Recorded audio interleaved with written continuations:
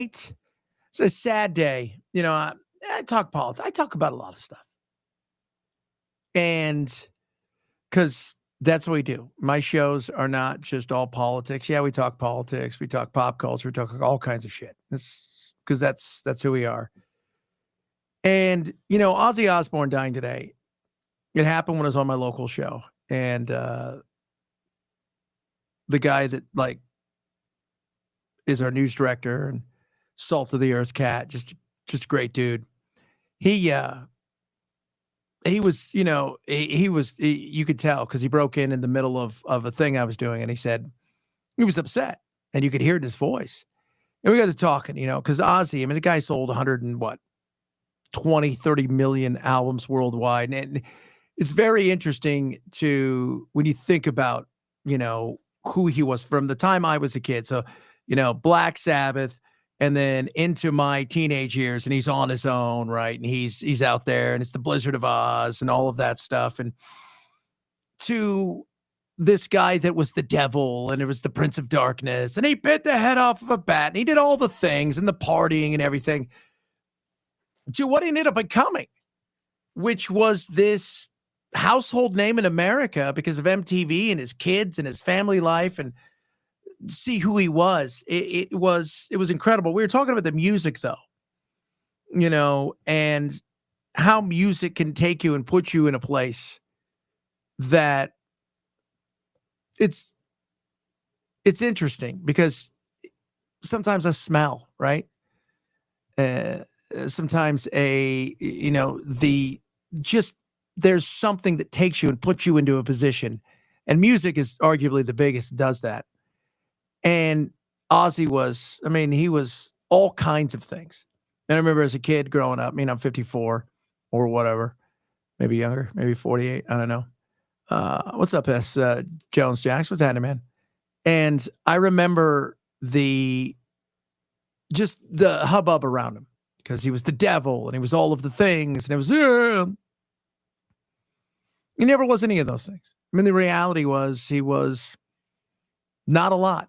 Didn't like organized religion, was a family man, partied. The fact that he lived as long as he did, I think we could all say is pretty damn surprising.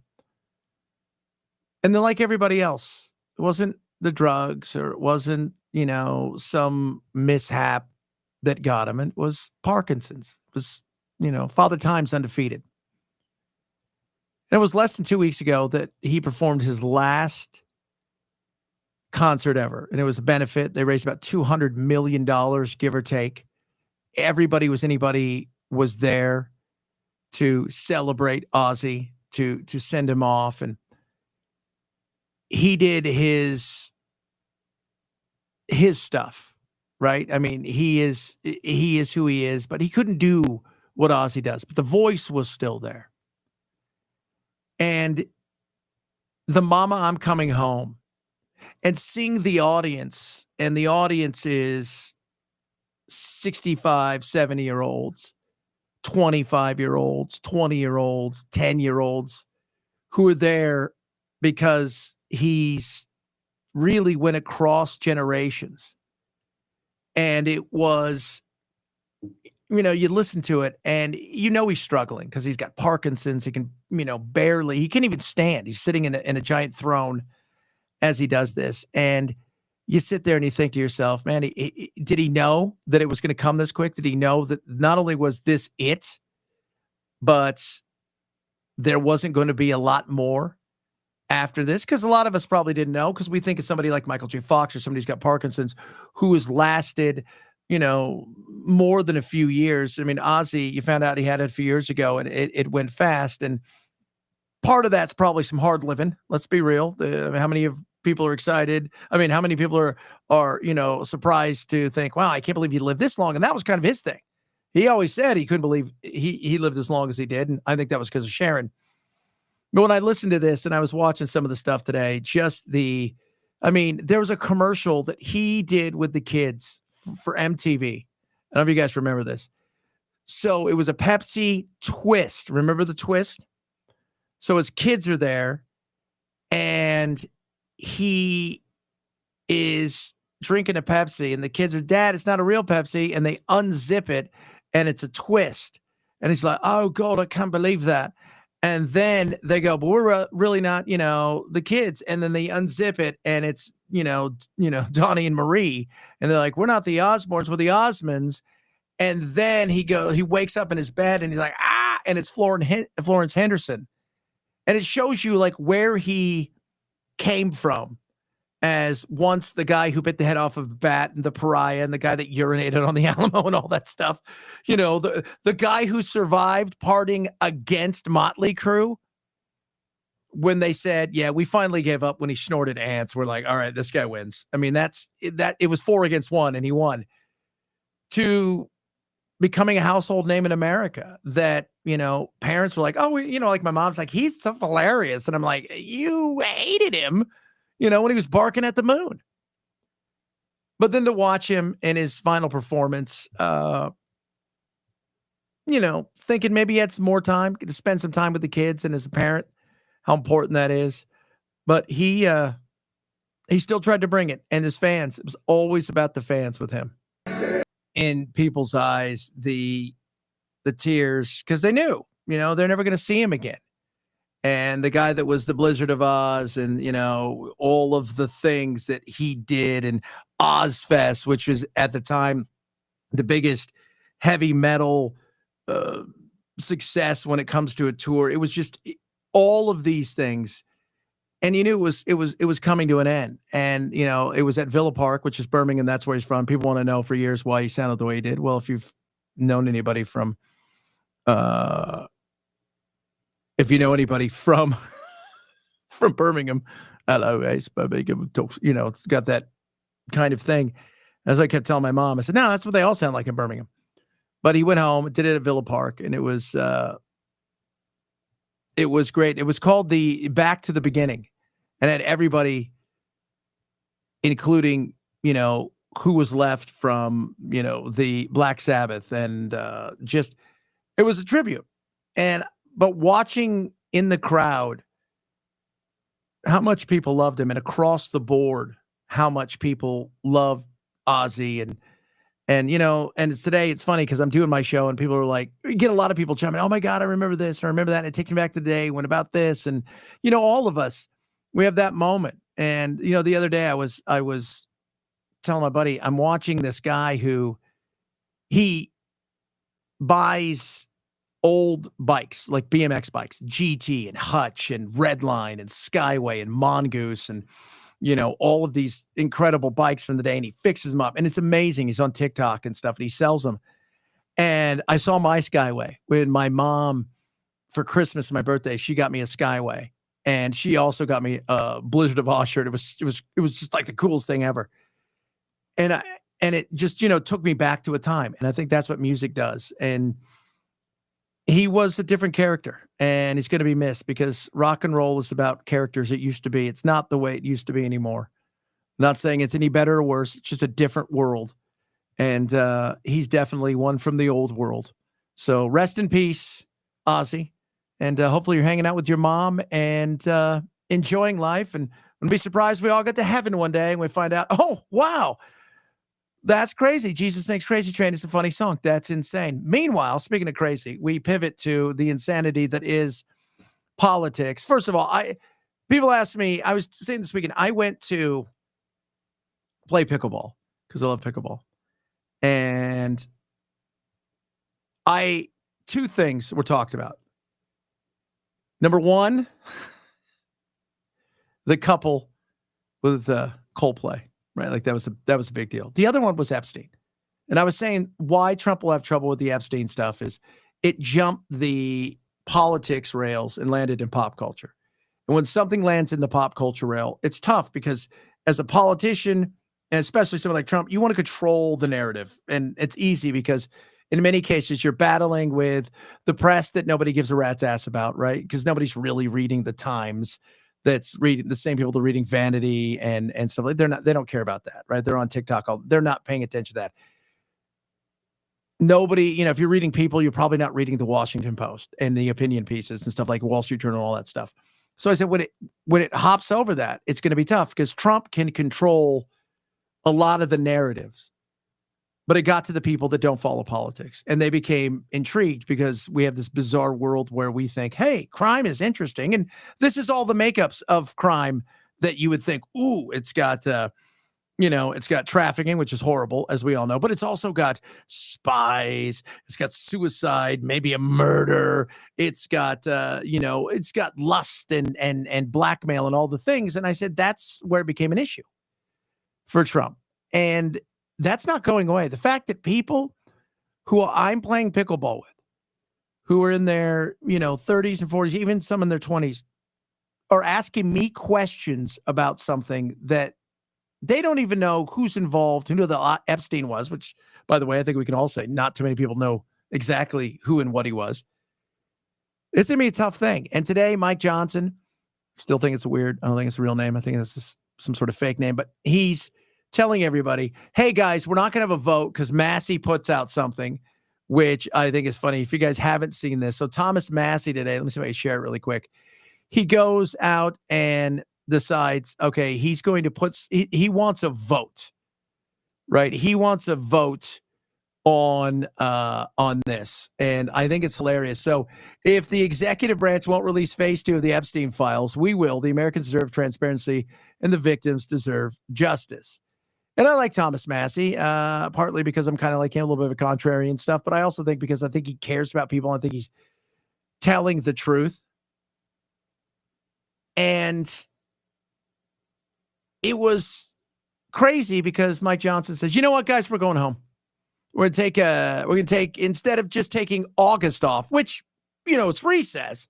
When I was a kid, recess was 15 minutes between when you got to school and lunch, and then you got recess after lunch before the end of the day.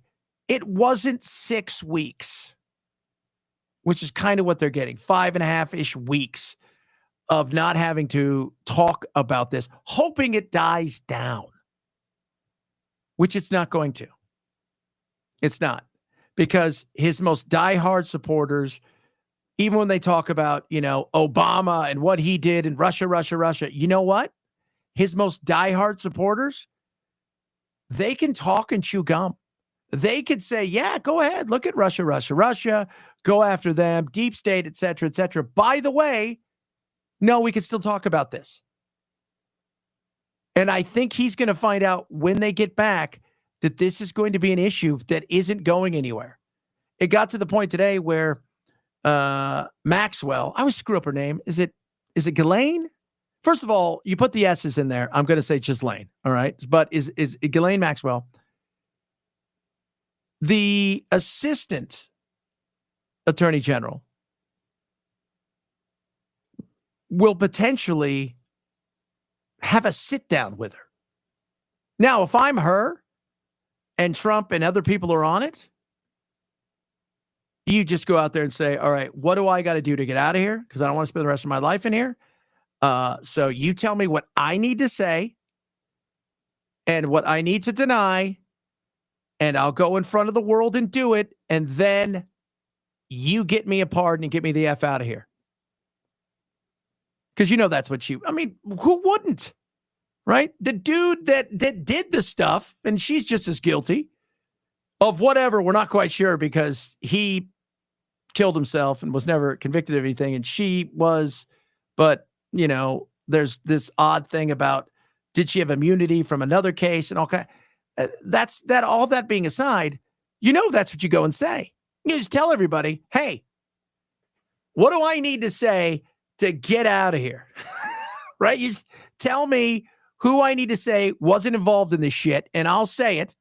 And if you guys need me to say Trump or freaking whoever, I just tell me what I need to say and then pardon me so I can pardon the fuck out of this place. So we'll see what ends up coming. But if you think that it's going to end there, it's not. And going home, even for August, isn't going to fix anything. Speaking of Trump and Obama, I'll touch on this briefly. And this goes back to a lot of the stuff. This is the thing that politics has become. It's weaponization. It's a battle. It's deep state. It's inside baseball. insanity of what went on in Trump's first campaign through to the victory, we can all admit it was bullshit. They played a game. Did they try to, as he say, steal it from him or whatever? No, but they sure now tried to undermine him, and what they did was bullshit. No, Barack Hussein Obama is the ringleader. Hillary Clinton was right there with him, and so was Sleepy Joe Biden, and so were the rest of them. Comey, Clapper, the whole group. And they tried to rig an election, and they got caught. And then they did rig the election in 2020. And then because I knew I won that election by a lot, I did it a third time, and I won in a landslide. Every swing state won the popular vote. But I won that all the same way in 2020. And look at the damage that was caused. Okay, well, you know what? Enough with the I won this, I won that. It is what it is. Get over it. You can't fix the past. You're not going back to fix anything, okay? Unless you guys have a time machine, move on. If you've got them dead to rights, and there isn't anything new that they released. There isn't, and they referred it to Pam Bondi, and as many people who are Trump supporters are pissed at Pam Bondi because of the entire Epstein thing, think this is going to be a disaster. And my fear is she is going to panic and overcharge somebody, which will look like absolute horseshit if they get it wrong, or she'll panic and then paralysis by analysis, and even if there is something, do nothing. So you never know. And it's all a show. Know this. They came, okay, quick snapshot if you don't know anything about the Russia thing, because it was so fucking confusing. That's why it never really went anywhere with the public as well, because it was so freaking confusing. It sounded like a Russian hockey team was being put together and you're trying to figure stuff out. It was so much easier with Ukraine because it was a phone call. It was a quid pro quo phone call. Oh, okay. That's it. So Obama and them, they get this brief and they look and they say, and I'm just keeping it, simple, stupid as much as possible. The Russians, they tried to hack into the elections and stuff. Could they do it? Nah, they weren't very good at it. Okay. That's it? Is there anything else? Maybe. I don't know. And then they got the Steele dossier and it was bullshit. And again, I'm just summarizing here. It's the Cliff Notes version. And then they said, well, it's got to be something more. And so they were supposed to have a briefing. Then they didn't have a briefing. Then the next day they came in and said, well, there's this. Well, what's this? Well, the Russians wanted him to win. They spread some disinformation. They did a whole bunch of shit. They bought a bunch of ads. They had a bunch of bots because they really wanted him to win. And that got out the next day. And remember, this was all after the election. And that got out the next day. And then that's when it all became something big. So for 4 years, Trump had to deal with the fact that he won fair and square, but they put enough stuff in people's mind to make Russia a big deal, as if Russia cheated for him, even though that didn't happen. And when they say, well, they did, and this is a bipartisan group, said that they did interfere and meddle, they didn't steal or flip any, electoral college votes or anything like that. They didn't do any of that stuff. Did they meddle? Yes. You know who else meddles? Us. We meddle all the time in other people's elections. We spread information, misinformation, and disinformation all the time. And if you're not doing it, you're fooling yourselves if you're a country. Of course we do. And so do others. And I expect them to do it again and again. In fact, there was a report out a couple weeks ago that China really wanted Biden to win and that they were trying to do some stuff. That's what happened. But they're going to keep this going because it's good, and it tries to, in some ways, go back to the deep state and the whole 9 yards. There's no doubt that there was a concerted effort to do everything they could to undermine Trump in public, and I'm sure there were some people behind the scenes trying to do a few things here and there. Does it rise to the level of treason, drag Obama out of the out of his house kind of thing? No, but this is what's going to come. And you know what matters? Beef. The cost of beef. You know what matters?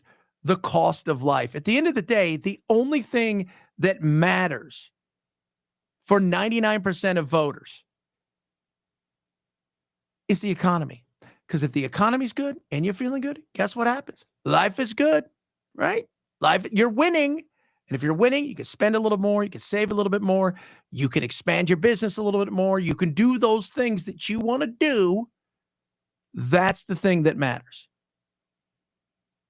And so come next year, if the economy's booming and life is great, it doesn't matter what happens with a lot of the rest of this crap. Outside of something so damaging in the Epstein files, it won't matter at all because it'll still be about the economy, stupid. Period. Case closed. And finally tonight, I don't know who, first of all, I don't know where they find these people because I would love to have wackadoos on my show.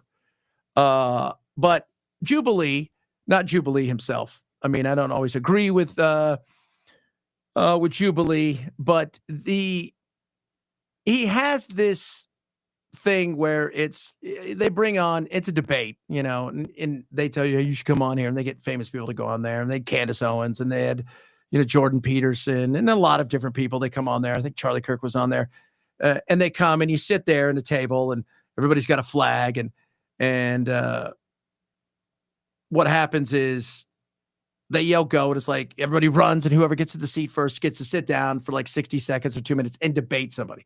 So Mehdi Hassan was on.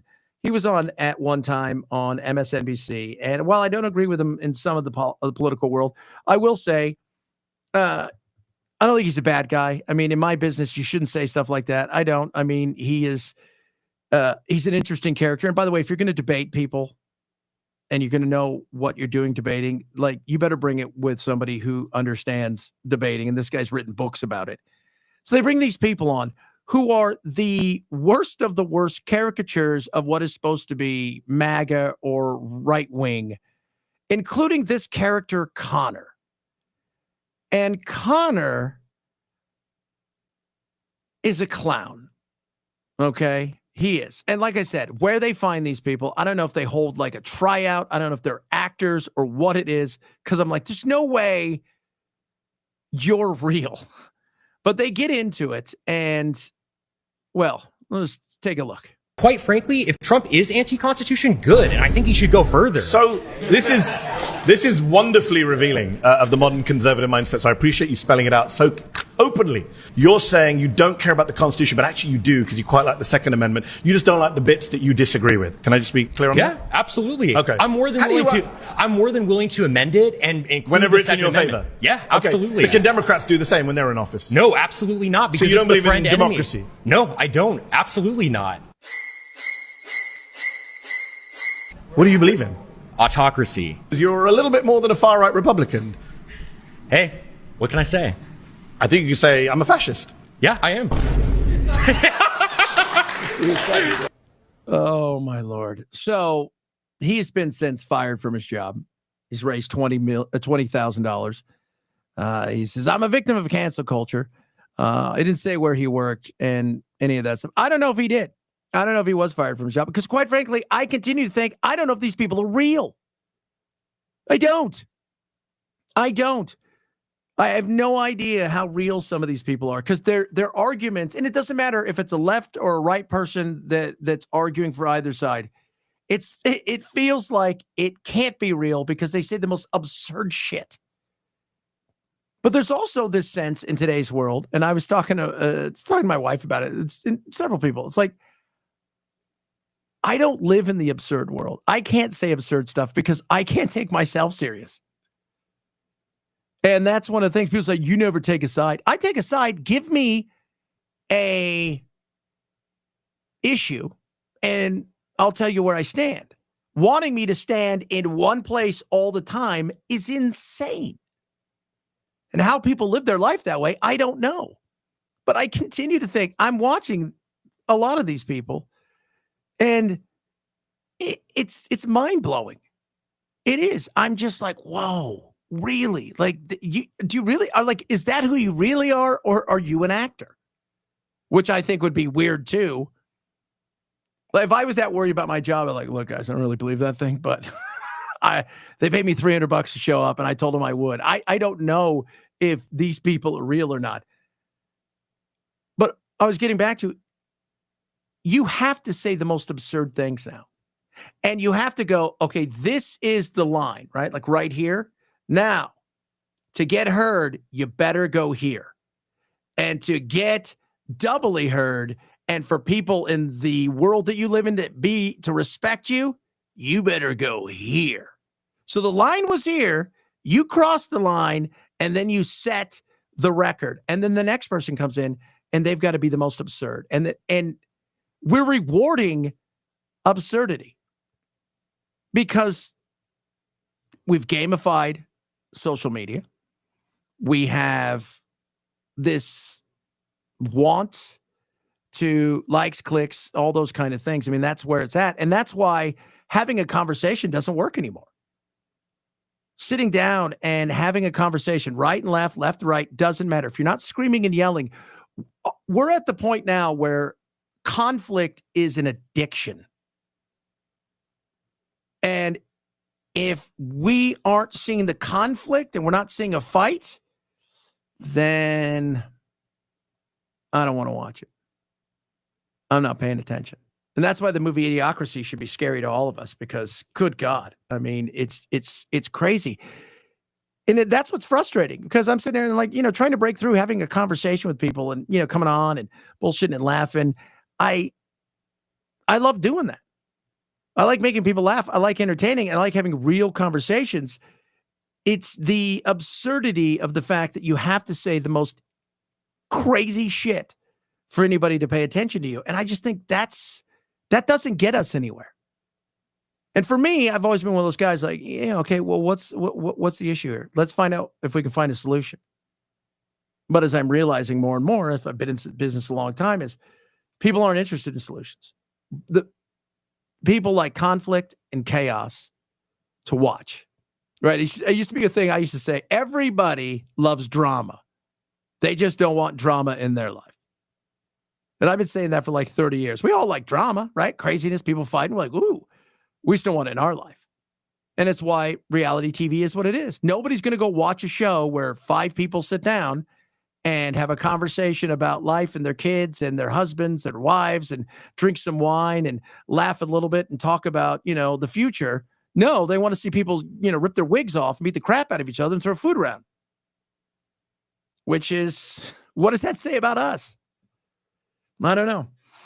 Interesting for sure. Tomorrow, a lot of stuff we'll get to tomorrow. I think my uncle's going to join us. We'll talk a little bit about AI and where the AI world is going when it comes to more and more of the crazy world of not just politics, but the military, where AI is going with entertainment. And, we're going to talk a lot about that because that is important. We'll have some more, I'm sure, on a bunch of other political BS, craziness, and chaos. And God willing, no more celebrities die, because we had 2 die in a row, haven't we? We had Ozzy, and then yesterday, Malcolm Jamal Warner, which was tragic. And I was sitting there today thinking to yourself, Malcolm Jamal Warner was 54, it's my age. Ozzy was, 76? Which, by his sell-by date, the fact that he got there was crazy. And it is, you think about, he had 22 years before he would have gotten to where Ozzy was and taken away so early. And I was watching, going back and watching a interview he did in, I think it was 23, Malcolm Jamal Warner, about all the stuff with Cosby. But he had an album was coming out, and he was on with Charlamagne the God. And they were talking, and he said, when my album came out, it was a big album, and I had all these people on it and whatnot. And he said, I was super excited. I think the album was popping, was his words. And he said, nobody would interview me unless I was willing to answer at least one question about Bill Cosby. And I thought, damn, that sucks. And then, of course, what happens? Even if you do a great interview, what ends up out there is just about Bill Cosby, which I thought was shit. So, but 54 and Ozzy at 76. One lived his life and probably lived several lives. and the other taken too soon. You guys have a blessed rest of your night. Go enjoy, smile, laugh at each other, talk to each other. Don't yell at each other. We'll do it again tomorrow. Follow along. If you're watching on the YouTube, like and subscribe. Help me out. Share as much as you possibly can of this. We appreciate when you do that. Follow me across all the social media. And then tomorrow, 6 to 9 a.m. nationwide on the radio. You can check us out at chadbensonshow.com, 9 to noon on the East Coast. We will do it again tomorrow as always. Peace.